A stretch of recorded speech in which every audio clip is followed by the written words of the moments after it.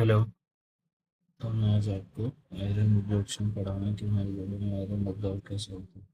तो आयरन जो है वो Fe2 पॉजिटिव फॉर्म में अब्जॉर्ब होता है, बट जो स्टोर होता है वो Fe3 पॉजिटिव फॉर्म में होता है।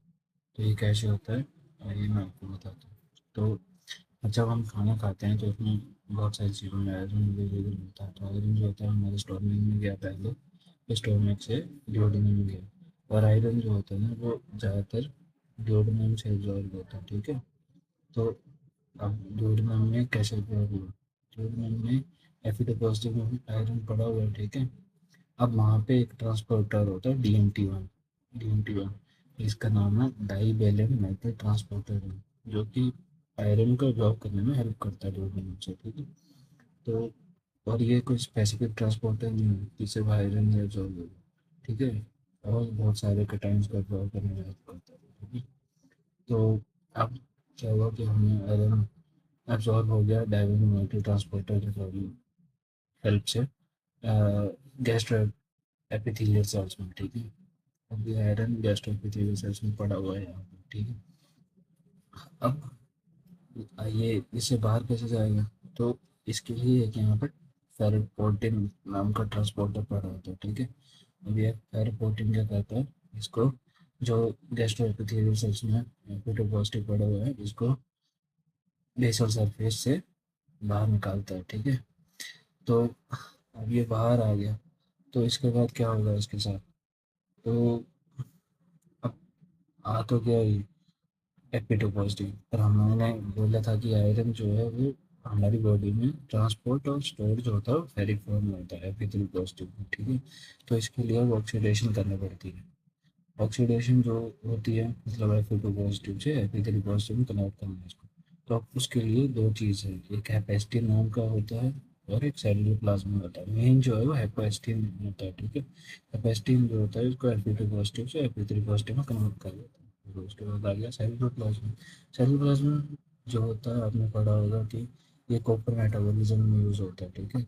अब कॉपर मेटाबॉलिज्म क्या है, अगर इसकी डेफिशिएंसी हो जाए, लीवर से बनता है ये, और अगर इसकी डेफिशिएंसी हो जाए तो विल्सन डिसीज हो जाती है। अब विल्सन डिसीज जो होती है वो देखा होगा कि ATP7 भी डेफिशिएंसी की वजह से होती है। ये कैलोप्लाज्म जो कॉपर ट्रांसपोर्टर का काम भी करता है और ATP7 भी की वजह से मतलब विल्सन डिसीज हो जाती है, ठीक है। तो अब विल्सन डिसीज में ट्रेमर्स होते हैं, अगर वो ब्रेन की तरफ कॉपर चला जाए तो ट्रेमर्स वगैरह करता है। बाकी आँखों में चला जाए के फीलिंग्स वगैरह करता है, छोड़ो उसको। तो मैं अपने टॉपिक पे आता हूँ, ठीक है। तो अब ये फेरोपोर्टिन से आके Fe3 पॉजिटिव में कन्वर्ट हो गए। अब ये क्या हो गया इसके, तो जो Fe3 पॉजिटिव में कन्वर्ट हो गया, ये जो अब इसको ट्रांसपेरेंट नाम का एक मॉलिक्यूल है, ठीक है। तो आयरन जो है ये Fe3 पॉजिटिव जो भी पड़ा हुआ है ये ट्रांसपेरेंट के साथ अटैच कर रहा है। तो ट्रांसपेरेंट क्या चीज़ है, ये ट्रांसपेरेंट जो होता है ना ये हमारी बॉडी में आयरन को ब्लड में ट्रांसपोर्ट और मतलब ब्लड में घुमाने के रहने का काम करता है, इस हिसाब से, ठीक है। तो जो फेरिक फॉर्म में ना ये दो मॉलिक्यूल आयरन जो होते हैं वो ट्रांसपेरेंट के साथ अटैच कर सकते हैं, ठीक है। वैसे तो 6 कर सकते हैं, पर ट्रांसपेरेंट जो होता है सिर्फ दो के लिए एक्टिव होता है, तो दो ही कर सकते हैं, ठीक है। तो अब इसके बाद ट्रांसपेरेंट के साथ अटैच हो गया, अब ब्लड में घूम रहा है। तो अब क्या होगा आयरन का, तो अब ये लीवर और बोन मैरो में स्टोर होता है, ठीक है। तो लीवर और बोन मैरो में स्टोर कैसे हुआ, तो इसलिए लिए ऐसे हुआ कि जो लीवर और बोन मैरो है उनके ऊपर ट्रांसपेरेंट रिसेप्टर्स प्रेजेंट होते हैं, ठीक है। तो अब ये ट्रांसपेरेंट रिसेप्टर्स भी उन पे पड़े हुए हैं, ट्रांसपेरेंट घूम रहा है ब्लड में, तो ये क्या करता है, घूमता घूमता जाता है और इन जो रिसेप्टर्स के साथ and it attaches to that receptors, तो इन रिसेप्टर के साथ अटैच कर जाएगा, ठीक है। और अब जब ट्रांसपेरेंट अटैच कर गया उन रिसेप्टर्स के साथ, तो जो आयरन है ये इंटरनलाइज हो जाएगा, तो जो आयरन है वो बोन मैरो लीवर में चला जाएगा। अब फिर वहाँ पे ये फेरिटिन में कन्वर्ट हो जाएगा आयरन, कि मतलब फेरिटिन में कन्वर्ट हो जाएगा। Fe3 पॉजिटिव फेरिक फॉर्म था वो फेरिटिन में कन्वर्ट हो जाएगा स्टोर होने के लिए। पर जो फेरिटिन होता है ये हमारी बॉडी के लिए टॉक्सिक है, हमारी बॉडी फेरिटिन को झेल नहीं सकती। तो क्या होगा इसमें, तो वो हेमोसिडेरिन में कन्वर्ट हो जाएगा। अब आपने हेमोसिडेरिन तो सुना ही होगा। हेमोसिडेरिन क्या होता है? अब हेमोसिडेरिन हमारी बॉडी में पड़ा हुआ है, स्टोर आयरन। तो अब इसको पता करने के लिए प्रेशर ग्लू स्टेज आती है, तो हेमोसिडेरिन और प्रेशर ग्लू को मिक्स करोगे तो आपने ये रिएक्शन भी पड़ी होगी, जिस रिएक्शन को पल्स रिएक्शन बोलते हैं, ठीक है। अब क्या हुआ, अब हेमोसिडेरिन जो है ये जो है हमारी बॉडी में थोड़ा वो स्टोरेज फॉर्म ये इंडिकेट करता है कि स्टोरेज फॉर्म ऑफ आयरन कितना होगा, ठीक है। अब एक हेप्सिडिन नाम का मॉलिक्यूल आता है, ठीक है। तो हेप्सिडिन क्या है? एक आयरन हार्मोन है, आयरन रेगुलेटिंग हार्मोन। अब ये आयरन को रेगुलेट करता है।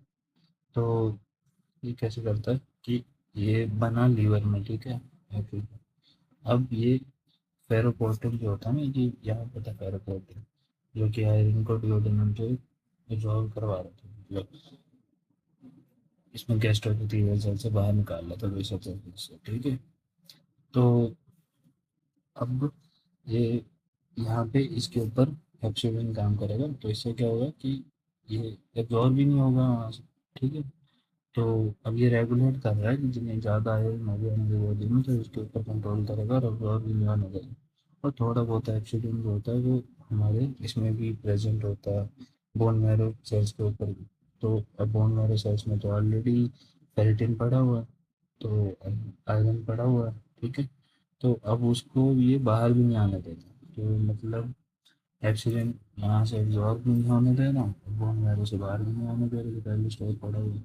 तो इसलिए that's why oxygen plays role in the pathogenesis of anaemia of chronic disease.